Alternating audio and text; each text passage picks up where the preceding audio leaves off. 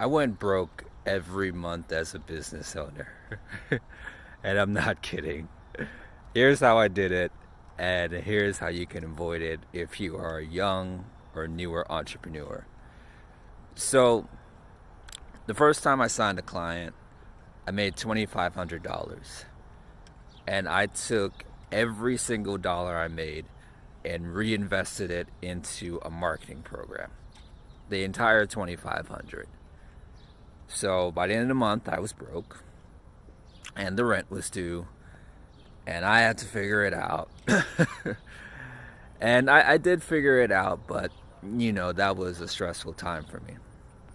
The next month, I made $3,500, and I took half of it to pay my rent, and I took the other half and I gave it to myself. I don't remember what I spent it on. I wish I did, but it wasn't anything that was necessary.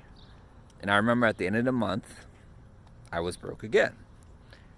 So the next month, I made $5,000, right? So I'm feeling like, this is good. I'm on an upward trend. And I took all that money. I paid my rent that month. I went on a trip to Vegas. I paid money for like some ads, like get more clients. I didn't get any from the ads, but I paid money for it. And I was broke again at the end of the month. And the next month, I made $0. Nothing. I made nothing at all. And I just remember like texting a coach I had at the time, and I just said like, you know what? I am so tired of being broke. And even though saying it now, it was obvious to me, I had no idea why. So this is a mistake that a lot of entrepreneurs make, especially solopreneurs, and I want to tell you how to avoid it. So it took me 2 years to learn it, but for every dollar I made since then, I did this with it. 10 cents I set aside for giving or for generosity to give and help people. I set aside 30 cents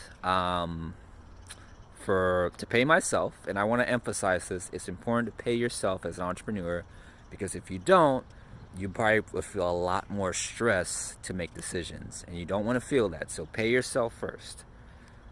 I set aside 30 cents for business expenses and investments, and I set aside the remaining 30 cents to pay for taxes. We have to pay taxes. So this is what I did, and I didn't keep it perfectly, but after that, I was able to make more sound decisions, and I always had money. So if you're an entrepreneur and you're struggling with money, I say try this out.